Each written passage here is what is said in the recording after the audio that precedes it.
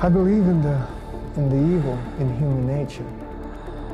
This is a wicked world.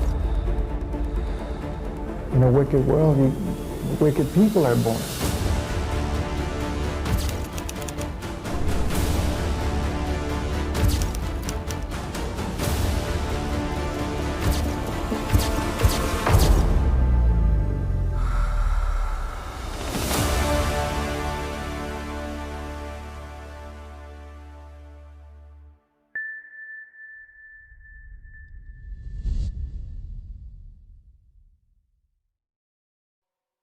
Около 5 утра 11 мая 2011 года в Редвотер, штат Техас, в доме пожилой пары Глена и Ванды Прюитов раздался телефонный звонок.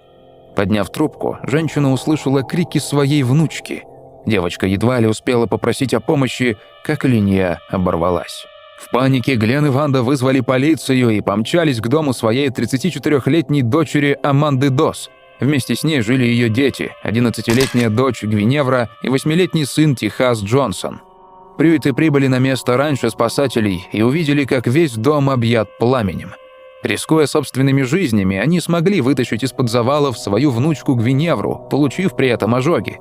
Но было слишком поздно, и она умерла у них на руках. Пожар бушевал, и Прюиты не смогли вернуться внутрь дома и попытаться найти Аманду и Техаса. Сидя рядом с телом своей умершей внучки, они были вынуждены наблюдать, как дом, в котором оставались их родные, сгорает дотла. Интуиция подсказывала офицерам полиции, что эти смерти не были результатом случайного пожара в доме. Судмедэксперт подтвердил эту версию после вскрытия. Все трое получили смертельные ножевые ранения до пожара. Поджог был маскировкой, чтобы ввести следствие в заблуждение. Полицейские понимали, что на свободе находился поистине жестокий убийца. За информацию о преступнике, ведущую к его аресту, была предложена награда в $145 тысяч. Спонсорами выступали местные предприятия и жители Редвотер.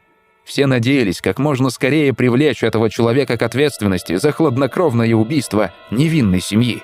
Но шли месяцы.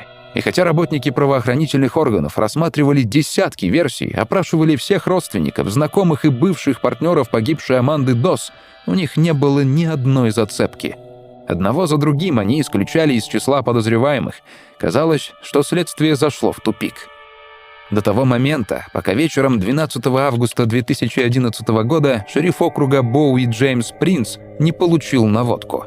Вероятно, никто бы никогда не заподозрил, что настоящей убийцей была 16-летняя девушка по имени Рэйчел Николь Питман. Почти столь же шокирующей деталью было и то, что ее сдала в полицию собственная мать. После звонка от матери преступницы Рене Петтюгре, шериф Джеймс Принц встретил ее и Рэйчел на парковке банка вечером 12 августа 2011 года. Принц зачитал девушке ее конституционные права, и они вместе поехали на пикапе Принца в полицейский участок для дачи показаний. Рэйчел держала в руках свою Библию. Прежде чем устроить допрос, Питман разрешили поговорить со своими родителями. Рэйчел проигнорировала призывы своего отца Говарда Питмана хранить молчание и попросить адвоката. Рэйчел Питман заявила, что не хотела, чтобы ее отец, мать или адвокат находились в комнате, говорится в судебных документах. Она указала, что хочет рассказать правду о том, что произошло. И хотя после допроса 16-летняя Рэйчел Питман была арестована и обвинена в тяжком убийстве, общественность долгое время не знала о том, что произошло в ту ночь. Информация по делу Рэйчел оставалась засекреченной. Графические фотографии с места преступления и отчеты о вскрытии не опубликованы до сих пор. Было известно только то, что девушка жила в нескольких милях от дома семьи Дос и находилась в близких отношениях с погибшими, поскольку подрабатывала у них няней. Рэйчел доверяли и, судя по всему, воспринимали ее как собственную дочь. Ей даже позволяли оставаться здесь на ночь, когда она сбегала из дома.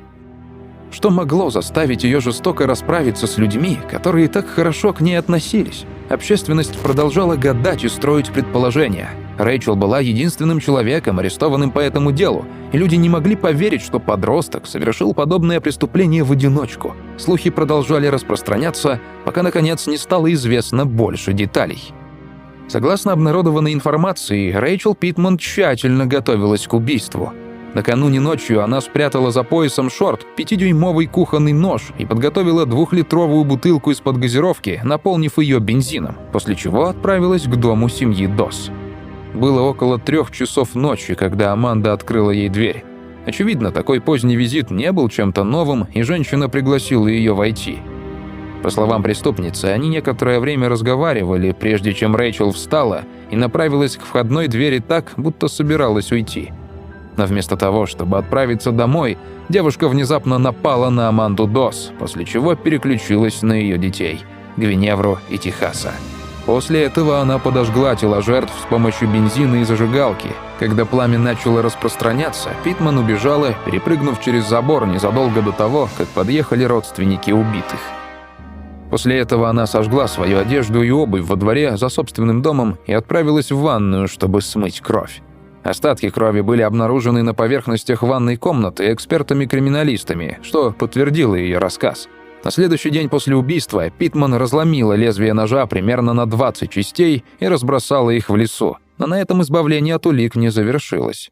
Через неделю после убийства Питман вернулась на место преступления под покровом ночи, чтобы продезинфицировать забор, через который она перелезала.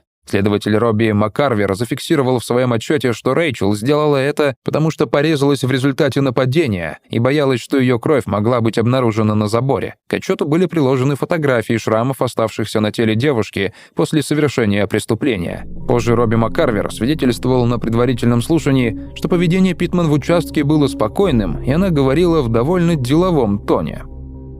На вопрос, почему Питман сделала это, она отвечала, что так хотела ее взрослая подруга. При этом она утверждала, что хотела подождать, когда детей не будет дома, чтобы убить только их мать, Аманду Дос. Но на нее давили требовательность и нетерпение подруги, что привело к такой чудовищной трагедии.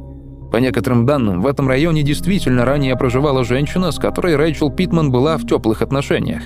Ей было около 35 лет, и она воспринимала девушку как младшую сестру. По словам Рэйчел, они даже проводили вместе время в доме погибшей Аманды Дос и ее детей. Но примерно за полгода до убийства эта женщина переехала в другой штат.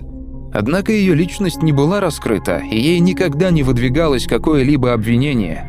Окружной прокурор и адвокаты Питман, представлявшие ее на суде, утверждали, что действиями Рэйчел никто не руководил. Не было никаких доказательств, что ей угрожали за неповиновение или, напротив, что ее поступок был поощрен. К тому же в этом не было никакого рационального мотива. Семья Дос не была конфликтной и ни с кем не враждовала. Хотя Питман продолжала считать, что поступила так из-за приказа ее подруги, эта вера была основана на бредовых мыслях, преследовавших девушку. Согласно многочисленным отчетам экспертов о психическом состоянии Питман, Рэйчел страдала от психоза, расстройства, которое выражается в искаженном восприятии реальности. Также у нее наблюдались симптомы параноидальной шизофрении, сложного психического расстройства, которое характеризуется серьезными нарушениями процессов мышления, восприятия, снижением или полной потерей эмпатии, апатией, социальной дезадаптацией. По статистике, 6,48% всех лиц, совершивших убийство, имели диагноз шизофрения. Параноидальная шизофрения отличается наиболее выраженными симптомами бреда и галлюцинаций. Согласно отчету, Питман говорила, что слышала змей, говорящих как демоны, и видела призраков. Кроме того, она сообщила, что видела некое розовое облако, которое, по ее мнению, было душами 3 жертв. Говорится в психологическом отчете. Другой эксперт отмечал, что Питман придавала особое значение безобидным заявлениям. Сообщается, что девушка имела предрасположенность делать собственные бредовые выводы из высказываний по телевидению, информации на рекламных счетах или из разговоров, не имеющих к ней отношения. Очевидно, она осознавала, что ее действия были незаконными и предпринимала шаги, чтобы избежать разоблачения, но ее бредовые идеи заставляли ее верить в обратное, в то, что она поступила правильно. Однако Рэйчел, помимо всего, была очень религиозным человеком, из-за чего после успешных попыток замести следы она сама же рассказала матери об убийстве и спокойно сдалась полиции. Когда дело Питман перешло в суд, ее адвокаты намеревались заявить о невменяемости виновной.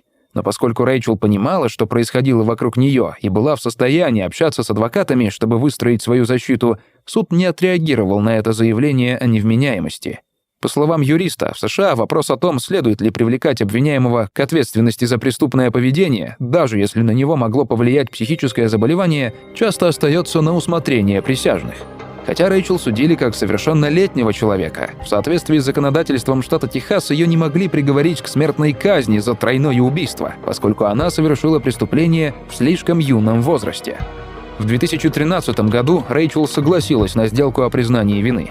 Она признала себя виновной в убийстве первой степени. На суде она расплакалась, говоря, что не согласилась на сделку ранее, но передумала, когда увидела фотографии жертв. Она также не сдержала слез, когда отец Аманды Дос рассказывал о том, как ее дочь трепетно относилась к Рэйчел, приглашала ее на праздничные ужины и позволяла ей ночевать в доме, когда та ссорилась с родителями. В конце заседания Рэйчел Питман была приговорена к пожизненному заключению с правом на условно-досрочное освобождение через 30 лет. Возможность выйти на свободу у нее появится в 2041 году. Однако право на условно-досрочное освобождение не гарантирует того, что преступник когда-либо покинет стены исправительного учреждения. Известно, что в настоящий момент Рэйчел отбывает свой срок в женской тюрьме Crane Unit, и ее поведение вызывает многочисленные вопросы. Она несколько раз участвовала в драках с другими заключенными, выступая в роли зачинщика, проявляла неуважение к персоналу и даже взломала дверной замок в своей камере. При этом еще до суда, находясь среди несовершеннолетних преступников, она пыталась проповедовать им и заводила разговоры о Божьем прощении. Информация о психическом состоянии Рэйчел Николь Питман с момента судебного разбирательства не уточнялась.